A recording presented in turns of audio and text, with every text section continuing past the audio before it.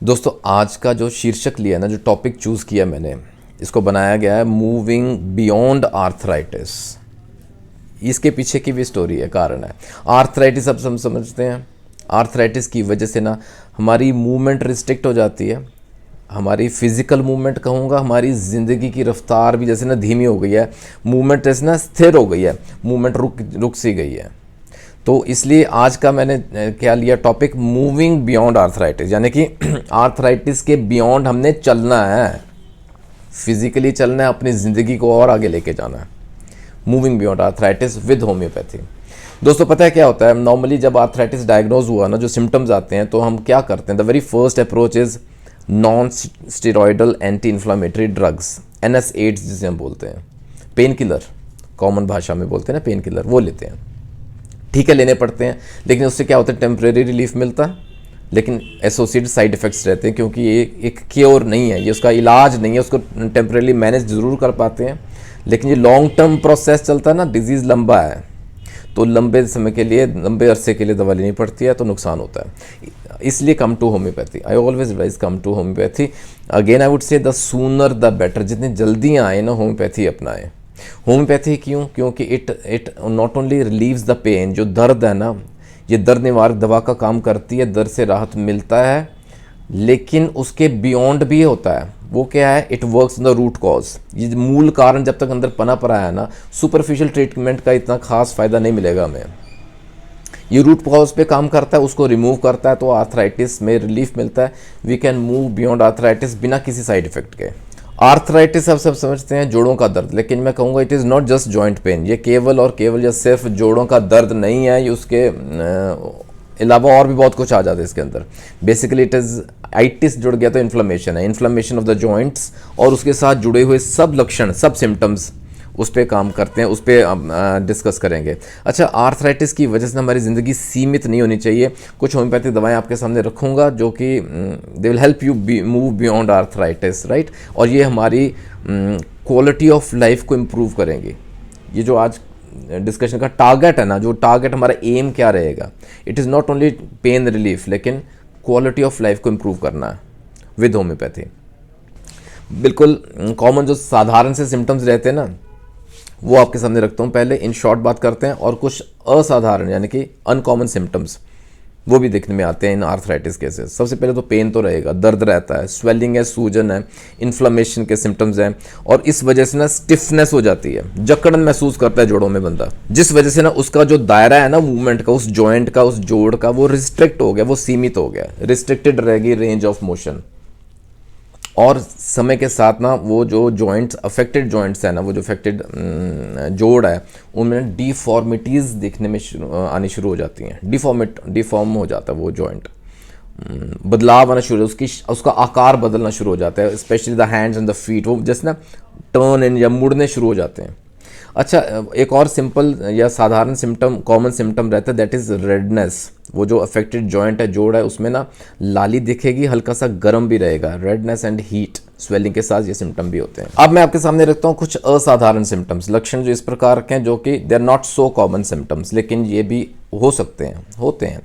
Fatigue है, weakness है, tiredness है, थकान है सिरे की, परसिस्टेंट फीवर, लगातार बुखार रह रहा है, ठीक नहीं हो रहा, बार बार को पैरासिटामोल लेनी पड़ती है या और कोई एंटीपायरेटिक मेडिसिन लेनी पड़ती है।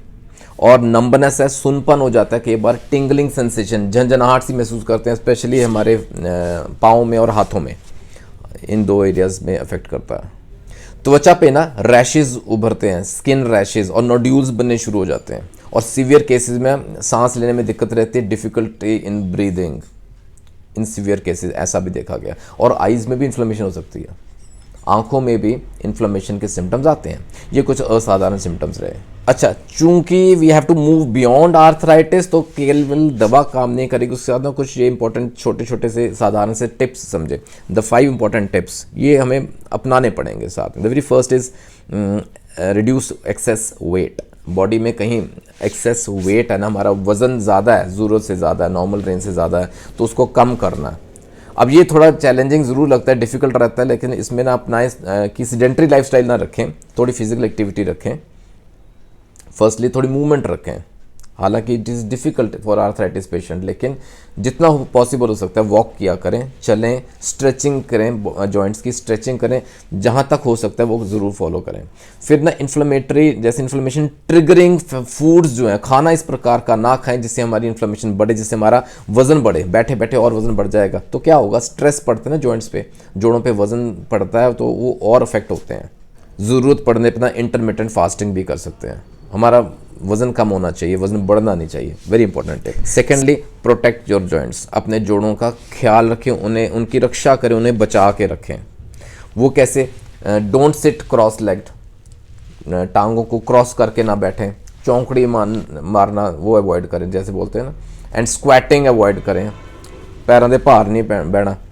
Don't sit on your feet, उस पर वज़न नहीं पड़ना चाहिए, स्पेशली नी जॉइंट बहुत कॉमनली इफेक्ट होता है। ज़रूरत पड़े you can always use knee caps, protect करें अपने जॉइंट्स को, घुटनों को प्रोटेक्ट करें, उसकी रक्षा करें, नी कैप्स डाल सकते हैं हम सपोर्ट के लिए। फिज़िकली एक्टिव रहें, वो मैंने बताया आपको, चैलेंजिंग है, मुश्किल है, लेकिन फ़िज़िकल एक्टिविटी इंपॉर्टेंट है। स्थिर ना रहें, थोड़ी बहुत मूवमेंट करते रहें। एंड वेरी इंपॉर्टेंट इज़ अपने ना वॉशरूम्स को, बाथरूम को भी, टॉयलेट्स को भी जैसे ना आर्थराइटिस फ्रेंडली बनाएं। जो आर्थराइटिस से जूझ रहे हैं ना पेशेंट्स, वो मानेंगे इस बात को कि जब टॉयलेट सीट यूज़ करते हैं ना, जब बैठते हैं, जब उठते हैं एक बार तो आह सी निकलती है। तो जो ना वो ग्रैब बार्स लगा सकते हैं हम अपने टॉयलेट सीट के साथ, अराउंड द वॉल, दीवार के साथ, जस्ट टू हैव सपोर्ट। वहाँ पकड़ के हम उठें बैठे तो क्या होता है कि वज़न सारा, स्ट्रेस नहीं पड़ता जॉइंट्स पे, इट विल हेल्प यू। और 5वां इंपॉर्टेंट टिप है, अवॉइड यूजिंग या ओवर यूजिंग पेन किलर्स। मैं कहूँ ज़रूरत पड़ने पे लेनी पड़ती है, आई कैन अंडरस्टैंड, लेकिन ये जो एपिसोड रहते हैं ना दर्द के, इसमें ट्रफ्स एंड पीक्स आती रहती हैं, स्पेशली ड्यूरिंग कोल्ड वेदर। जैसे आजकल सर्दी का मौसम है तो ये आर्थराइटिस के केसेस ज़्यादा एग्रोवेट हो जाती है, पेन बढ़ जाती है, दर्द। तो ऐसे केस में कोशिश करें don't over use the pain killers या स्टेरॉइड्स, वो अवॉइड करें जितना हो सकता है। टॉपिकल क्रीम्स या स्प्रेज लगा सकते हैं टेम्प्रेरी रिलीफ के लिए, उससे राहत मिल सकती है। And come to homeopathy. आइए बात करते हैं बहुत इंपॉर्टेंट होम्योपैथिक दवाओं की, जो कि हेल्प करेंगी हमें टू मूव बियॉन्ड आर्थराइटिस। याद रखिएगा, टारगेट हमारा है to improve the quality of life, moving beyond arthritis. तो आज की जो रेमेडीज़ है ना, कुछ हटके हो सकती हैं इनमें से, आपको कुछ मालूम होंगी, कुछ मेरे पिछले वीडियोज़ में डिस्कस की होंगी, लेकिन कुछ हटके भी हो सकती हैं, तो नोट कीजिएगा, इट विल हेल्प यू।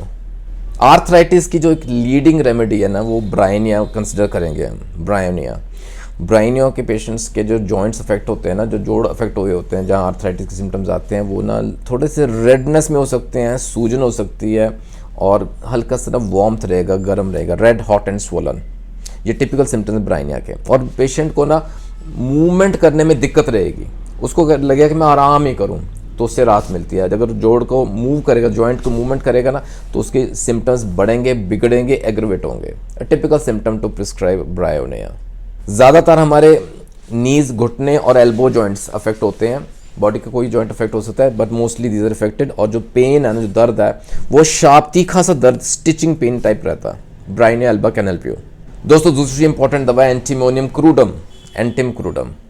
कई जगह काम आती है, या इन्फ्लेमेशन ऑफ जॉइंट्स में काम आती है, स्पेशली द फिंगर जॉइंट्स, जो सर्दी में और बिगड़ जाते हैं। इन कोल्ड वेदर ये इन्फ्लेमेशन बिगड़ जाती है, जो ये इन्फ्लेमेशन को कम करेगी। एंटीमोनियम क्रूडम इन्फ्लेमेशन को कम करती है, दर्द में राहत मिलता है पेशेंट को। और पेशेंट के ना एसोसिएटेड सिम्टम्स में गैस्ट्रिक सिम्टम्स जुड़े होते हैं। अगर ऐसा कुछ रहता है ना, दर्द भी है, आर्थराइटिस का दर्द है, फिंगर जॉइंट्स अफेक्टेड होते हैं, वार्मथ से उसको आराम मिलता है, थोड़ा सेक देंगे, निग देंगे तो रिलीफ मिलता है पेन में।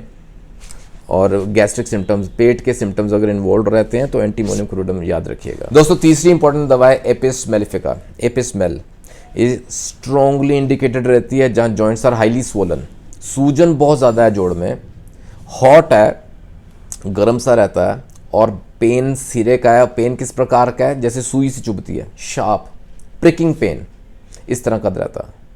याद रखिएगा, एक तो बर्निंग पेन रहेगी, जलन सी महसूस होती है, और स्टिंगिंग पेन रहती है, दूसरा चुभन सी होती है, और सेंसिटिव टू टच, छूने से दर्द बढ़ता है। Apis mel will help you. चौथी महत्वपूर्ण दवा है लीडमपाल। अब लीडमपाल कहाँ हेल्प करेगी? स्पेशली ये ना हमारी एड़ियों के दर्द में हेल्प करती है। देखिए, I try to cover different parts और उन अलग अलग अफेक्टेड जॉइंट्स में जहाँ दिक्कत रहती है उनकी अलग अलग दवाएं मैंने कोशिश कर रहा हूँ कि वो सब कवर करें। अगर एंकल्स में दर्द रहती है, सूजन है, इन्फ्लेमेशन है, आर्थराइटिक पेन रहता है, आर्थराइटिस इज डायग्नोज्ड और हमारे एंकल्स ज़्यादा अफेक्टेड है ना, तो लिडम वाल हेल्प करेगी। ये पेन और स्वेलिंग दोनों चीज़ों को कम करती है, पेशेंट को राहत मिलता है। अच्छा, एक और इम्पॉर्टेंट सिम्टम देखें, असेंडिंग रूमाटिज्म बोलते हैं हम। जो लिडम पाल का दर्द रहता है ना, वो जैसे ऐसा महसूस होता है कि पाँव से शुरू हुआ है और टांगों से ऊपर की तरफ आ रहा है।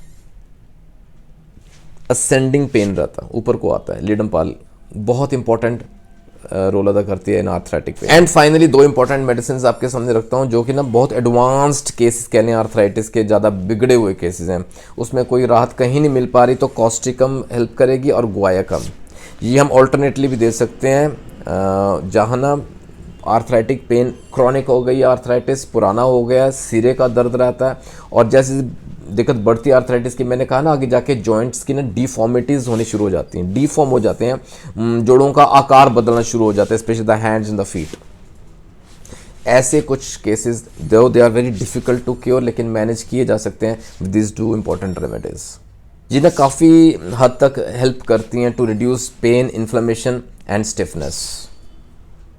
Causticum and guaiacum. चलिए अब मैं आपको पोटेंसीज की बात करता हूँ। ये ना डाइल्यूशन फॉर्म में यूज़ करें तो बहुत बेहतर रहता है, इसके रिजल्ट्स देखने में आते हैं। अगर न्यूली डायग्नोस्ड केस है, अगेन आई विल से, अगर एक्यूट आर्थराइटिस डायग्नोज अभी हुआ ही है, कुछ दिन हुए हैं, कुछ हफ्ते हुए हैं, तो 30 CH is ideal to start with, depending on the severity of the symptoms. लक्षणों के आधार पे दवा का चयन किया जाता है और पोटेंसी का चयन किया जाता है। आइडियली अपने डॉक्टर का सलाह ज़रूर लीजिएगा before you choose any of the remedies and potencies. हाँ, अगर क्रॉनिक हो गया ना, मसला बहुत बिगड़ गया है, तो 200 CH कैन हेल्प अस। ठीक है, दिन में 2 से 3 बार दे सकते हैं, आपको राहत मिलती है। अगेन याद रखिएगा, क्वालिटी ऑफ लाइफ को इम्प्रूव करना है, we are targeting to move beyond arthritis. दोस्तों, आशा करता हूँ and I honestly I pray कि जो मेरे दोस्त लोग जूझ रहे हैं ना आर्थराइटिस के डिफ़िकल्ट पेन से, इन्फ्लेमेशन, ये दिक्कतों से, तो प्रभु कृपा करे आपको राहत मिलनी चाहिए। आज की वीडियो से ज़रूर लाभ होना चाहिए। शेयर कीजिएगा अपने सर्कल में, कहीं ना कहीं किसी न किसी को कोई ना कोई फ़ायदा ज़रूर पहुँचे। और जुड़े रहें गुरु नानक केयर्स के साथ for more such informational videos. जल्दी मिलेंगे अगले वीडियो में। अपना ख्याल रखिएगा। Take care, God bless.